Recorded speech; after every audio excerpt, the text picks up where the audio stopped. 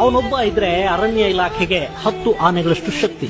ಅವನೊಬ್ಬ ಬಂದು ನಿಂತ್ರೆ ಪುಂಡಾನೆಗಳ ಅಟ್ಟಹಾಸ ಎಲ್ಲ ತಣ್ಣಗಾಗಿ ಹೋಗ್ತಾ ಇತ್ತು. ಅವನೊಬ್ಬನಿದ್ರೆ ಎಂಥ ಕೆರಳಿದ ಹುಲಿ ಕೂಡ ಹತ್ರ ಬರುವುದಕ್ಕೆ ಹೆದರ್ತಾ ಇತ್ತು. ಅವನು ಅರಣ್ಯ ಇಲಾಖೆಯ ಸಿಬ್ಬಂದಿಯ ಪಾಲಿಗೆ ಅಭಯದ ಹಾಗಿದ್ದ. ಅವನ ಹೆಸರಿಗೆ ಅಂಥದೊಂದು ಶಕ್ತಿ ಇತ್ತು, ದೈತ್ಯ ದೇಹ, ಭೀಮಾಕಾರ.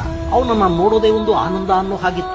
ರಾಜಗಾಂಭೀರ್ಯದಲ್ಲವನು ಹೆಜ್ಜೆ ಹಾಕ್ತಾ ಇದ್ರೆ ಅದನ್ನ ಕಣ್ ತುಂಬಿಕೊಳ್ಳೋದಕ್ಕೆ ಸಹಸ್ರಾರು ಜನ ಬಂದು ನಿಲ್ತಾ ಇದ್ರು. ಒಂದು ಕಾಲದಲ್ಲಿ ಅವನು ಪುಂಡ ಅನ್ನಿಸ್ಕೊಂಡ, ಆ ನಂತರ ಹಂತಕ ಅನ್ನೋ ಕುಖ್ಯಾತಿಯನ್ನು ಪಡ್ಕೊಂಡ.